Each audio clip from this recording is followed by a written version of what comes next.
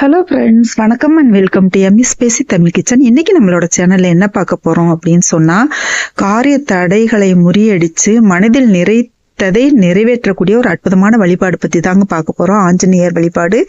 வாயு புத்திரனான ஆஞ்சநேயர்கிட்ட இந்த வழிபாடு பண்ணீங்க அப்படின்னு சொன்னா எப்படிப்பட்ட ஒரு காரியமும் உங்களுக்கு வந்துட்டு வெற்றிகரமா நடக்குங்க.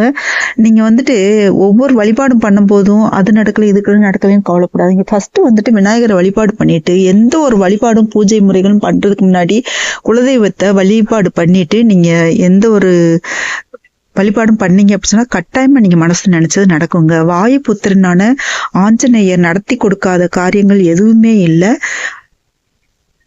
வீரத்தில் ஆஞ்சநேயர் மிஞ்சினவங்க யாரும் கிடையாது. அதே மாதிரி ராம பக்தனும் கூட, சரியான தொண்டனும் கூட. இது வந்துட்டு ஆஞ்சநேயருக்கு பொட்டு வைக்க முறைங்க. ரொம்பவே எளிமையானவர் வந்துட்டு ஆஞ்சநேயர். நீங்க வந்துட்டு எந்த ஒரு கோரிக்கை வச்சாலும் சரி கட்டாயம் வந்து நிறைவேற்றி தருவாரு. இது வந்துட்டு என்ன வழிபாடு அப்படின்னு சொன்னா, சந்தனம் குங்குமம் வச்சுக்கோங்க வீட்டுல வந்துட்டு. அது மாதிரி வந்து அந்த ஆஞ்சநேயர் போட்டோ இருந்துச்சு அப்படின்னு சொன்னா நம்ம வந்துட்டு சந்தனம் குங்குமம் வந்து தலையில நெற்றி பகுதி இருக்கு இல்லையா, முதல்ல வந்துட்டு நெற்றி பகுதியில ஆரம்பிக்கணுங்க. நெற்றியில வந்துட்டு மனசார வேண்டிக்கோங்க. ஸ்ரீராமஜெயம் சொல்லிட்டு நீங்க வந்துட்டு இந்த பொட்டு வைக்கணுங்க. நீங்க எத்தனை முறைலாம் கணக்கெல்லாம் கிடையாதுங்க. எத்தனை முறை வேணாலும் சொல்லலாம். நீங்க முதல்ல அதான் சொன்னேன் இல்லையா, விநாயகரை வணங்கிட்டு குலதெய்வத்தை வணங்கிட்டு அதுக்கு அடுத்து குலதெய்வத்தை நீங்க இருக்க இடத்துல இருந்தே வணங்கலாம். கோயில போய் தான் வணங்கணும்லாம் இல்லை, கோயில போய் வணங்கலாம்.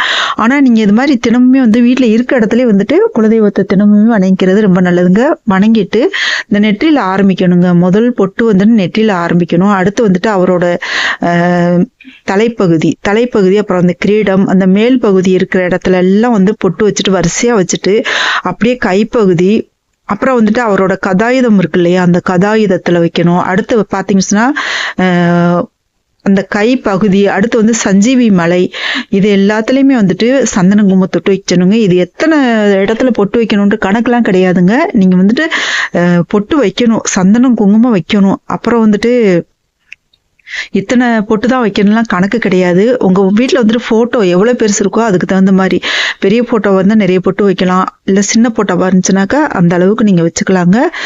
அப்புறம் பாத்தீங்கன்னு சொன்னா அங்க வந்துட்டு பிரம்மா, விஷ்ணு, சிவன் 3 பேர் இருக்கிறாங்க இல்லையா, அந்த போட்டோல இருந்தாங்க அப்படின்னு சொன்னா அவங்களுக்கும் சந்தன குங்குமம் தொட்டு வச்சுக்கோங்க. கடைசியா தான் வால் பகுதிக்கு வரணும். வால் பகுதிக்கு வந்துட்டு அடிப்பகுதியில வச்சுட்டு அடுத்து பாத்தீங்கன்னு சொன்னா ஒவ்வொரு பகுதியா வச்சுட்டு வந்து நுனி பகுதியில முடிக்கணுங்க. இது வந்துட்டு 48 நாட்களுக்கு இது வந்துட்டு செஞ்சீங்க அப்படின்னு சொன்னா உங்களுக்கு ஒரு வாரத்துல இருந்தே உங்களுக்கு வந்துட்டு நீங்க நினைச்ச காரியம் எந்த ஒரு காரிய தடையும் இல்லாம நடக்க ஆரம்பிக்குங்க. இது சாத்தியமா, இது நடக்குமா அப்படின்ற சந்தேகமா உங்களுக்கு வேண்டாம். எந்த ஒரு கிரக நிலை சரியில்லை அப்படின்னு சொன்னாலுமே வந்துட்டு இதை சரி பண்ணக்கூடியவர் ஆஞ்சநேயர். அதனால பாருங்க, ஆஞ்சநேயருக்கு இந்த பொட்டு வைக்கும் முறை நீங்க 48 நாள் முடிக்கிறதுக்குள்ளே அது எவ்வளவு பெரிய காரியமா இருந்தாலும் சரி உங்களுக்கு வந்துட்டு அது நிறைவேறி இருக்கும். அனைத்து விதமான காரிய தடையும் வந்து நீக்கி இருப்பாரு இந்த ஆஞ்சநேயர். அவ்வளவு ஒரு சக்தி வாய்ந்தவர் இந்த ஆஞ்சநேயர் வழிபாடு. நீங்க வந்துட்டு இது சரி பெண்கள் மாதவிலக்கா இருந்தா செய்யலாமா அப்படின்னு கேட்டீங்க அப்படின்னு சொன்னா, அந்த டயத்துல உங்க உடம்பு வந்துட்டு எத்தனை நாளைக்கு உங்களுக்கு மாதவிலக்கு இருக்குன்றது உங்களுக்கு மட்டும்தாங்க தெரியும். அதனால பாருங்க, அந்த மாதவிலக்கு எத்தனை நாளைக்கு இருக்குமோ அத்தனை நாளைக்கு விட்டுருங்க. இப்போ ஒரு 15 நாள் வரைக்கும் நீங்க பண்ணிருக்கீங்கன்னு வச்சுக்கோங்க இந்த பொட்டு வைக்கும் முறை. அடுத்து பார்த்தோன்னு சொன்னா அந்த மாதவிலக்கு முடிஞ்ச பின்னாடி அந்த அடுத்த நாட்கள்ல இருந்து நீங்க ஆரம்பிக்கலாங்க. 15 நாள் இல்லை உங்களுக்கு மாதவிலக்கு வந்துருச்சு, அந்த 15 நாளோட அந்த பொட்டு வைக்கிறோடு நிறுத்திட்டு அடுத்து வந்துட்டு உங்க உடம்பு சரியான பின்னாடி அதுக்கு பின்னாடி நீங்க வந்துட்டு இந்த பொட்டு வைக்க ஆரம்பிக்கலாங்க. இந்த வழிபாடு எப்பெல்லாம் வந்து ஸ்டார்ட் பண்ணலாம் அப்படின்னு சொன்னா 48 நாட்களுக்கு தொடர்ந்து செய்யணுங்க. சப்போஸ் நீங்க வெளியூர் போறீங்க அப்படி இல்லை அப்படின்னு சொன்னா மாதவிலக்கு ஆயிறீங்க அப்படின்னா அந்த நாட்களை விட்டுட்டு அது வந்த பின்னாடி நம்ம விட்ட நாட்கள்ல இருந்து அப்படியே தொடர்ந்து செய்யலாங்க.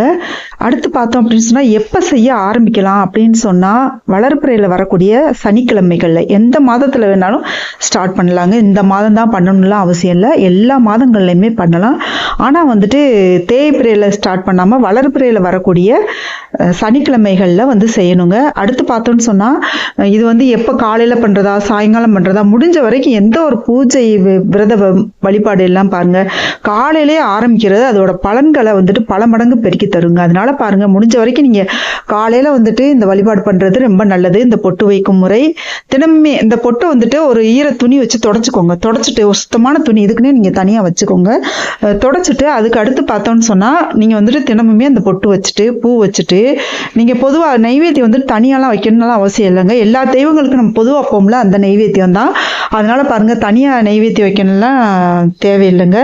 நீங்கள் பொதுவாக எல்லா தெய்வங்களுக்கு வைக்கக்கூடிய நைவேத்தியத்தையும் வைக்கலாம். அடுத்து பார்த்தோன்னு சொன்னால் மனசுருகி உங்களோட வேண்டுதல் வந்துட்டு மனசுருகி அந்த ஆஞ்சநேயர்கிட்ட சொல்லுங்கள், இது நடக்கணும், என் கூடவே இருந்து நடத்தி கொடுங்கப்பா அப்படின்னு சொல்லிட்டு ஒவ்வொரு முறையும் வந்து பார்த்தீங்கன்னு சொன்னால் ஒவ்வொரு பொட்டு வைக்கும்போதும் ஸ்ரீராம ஜெயம் ஸ்ரீராம ஜெயம் அப்படின்னு சொல்லிட்டு செய்யுங்க. அடுத்து பார்த்தோன்னு சொன்னால் எப்போவுமே நம்ம வந்துட்டு வழிபாடோ பூஜையோ பண்ணும்போது பாடல்களை ஒலிக்க விட்டு கட்டாயம் பண்ணக்கூடாது. அந்த நேரம் வந்துட்டு உங்களுக்கும் கடவுளுக்கும் பொதுவான நேரம். அதனால பாருங்க, கடவுளுக்கும் உங்களுக்கும் தனியான நேரம், அது உங்களோட வேண்டுதல் நிறைவேற்றக்கூடிய நேரம். அப்போ வந்துட்டு நீங்கள் பாட்டு போட்டு விட்டுட்டு சாமி பாட்டு போட்டு விட்டுட்டு அந்த மாதிரிலாம் செய்யாதீங்க. நீங்கள் வந்துட்டு உங்களுக்கு வந்துட்டு என்ன மந்திரம் சொல்ல முடியுமோ அந்தந்த தெய்வங்கள் வழிபாட்டு மந்திரங்கள் சொல்ல தெரிஞ்சால் சொல்லுங்க. அப்படி இல்லைன்னா இந்த தெய்வங்களோட பேரை சொல்லி கூட நீங்கள் பூஜை செய்யலாம். இப்போ வந்துட்டு இவருக்கு வந்துட்டு ஆஞ்சநேயருக்கு ஜெய் ஹனுமான் சொல்லலாம், ஸ்ரீராம ஜெய சொல்லலாம்.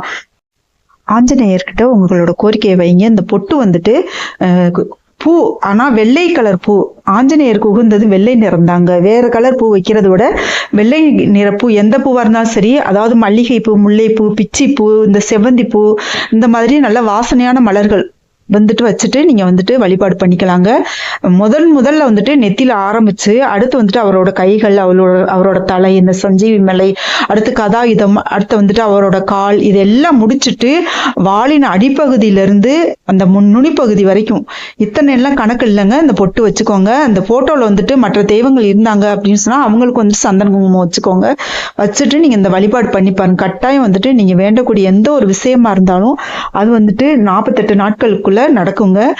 சனீஸ்வர பகவானுக்கு மட்டும் இல்லைங்க, சனீஸ்வர பகவானுக்கு வந்துட்டு ஆஞ்சநேயர் வழிபட்டா அந்த பாதிப்புகள் இருக்கான்னு சொல்லுவாங்க. அதே மாதிரி மற்ற எந்த கிரகங்களுக்குமே பார்த்தீங்கன்னா நீங்கள் ஆஞ்சநேயர் வழிபட்டீங்க அப்படின்னு சொன்னால் உங்கள் நேரத்தை வந்து நல்ல நேரமாக மாற்றி கொடுக்கக்கூடிய தன்மை உள்ளது இது வந்துட்டு. அதனால பாருங்க, நீங்கள் வந்துட்டு மனம் தளராம, காரிய தடை எல்லாமே எதுவுமே நடக்காது. மனம் தளராம நீங்கள் இந்த வழிபாடு பண்ணி பாருங்க. கட்டாயம் உங்கள் வாழ்க்கையில் வந்துட்டு காரிய தடை விலகி நல்ல காரியங்கள் நடக்க ஆரம்பிக்கும். துளசி இருந்துச்சு அப்படின்னு சொன்னால் ஆஞ்சநேயர் படத்துக்கு வந்துட்டு மாலையாக போடலாம். வெள்ளை கலர் பூ வைக்கலாம். அடுத்து பார்த்தோன்னு சொன்னால் ராமஜெயம் வந்துட்டு நீங்கள் எழுதி மாலையாக கட்டி போடலாம். இதெல்லாம் உங்களால் முடிஞ்சால் செய்யலாங்க. அப்படி இல்லை அப்படின்னு சொன்னால் வெள்ளை நிற பூ வச்சுட்டு நீங்கள் இந்த வழிபாடு பண்ணிக்கலாங்க. கட்டாயம் வந்துட்டு ராமஜெயம் எழுதி தான் போடணுமா அப்படின்னா இல்லை, போட்டால் நல்லது, போடலைனாலும் ஒன்றும் பிரச்சனை இல்லை. அதே மாதிரி துளசி கிடைக்கலங்க அப்படின்னு சொன்னால் அதுவும் ஒன்றும் பிரச்சனை இல்லைங்க. ஆனால் வெள்ளை கலர் பூ, மல்லிகைப்பூ, முல்லைப்பூ, பிச்சிப்பூ, இந்த மாதிரி வெள்ளை கலர் வாசனையான பூக்கள், ஆனால் வந்துட்டு இந்த வாசனையான பொருட்கள் வச்சுட்டு நீங்கள் இந்த வழிபாடு பண்ணிக்கோங்க. கட்டாயம் நீங்கள் நினைச்சது வந்துட்டு நடக்குங்க.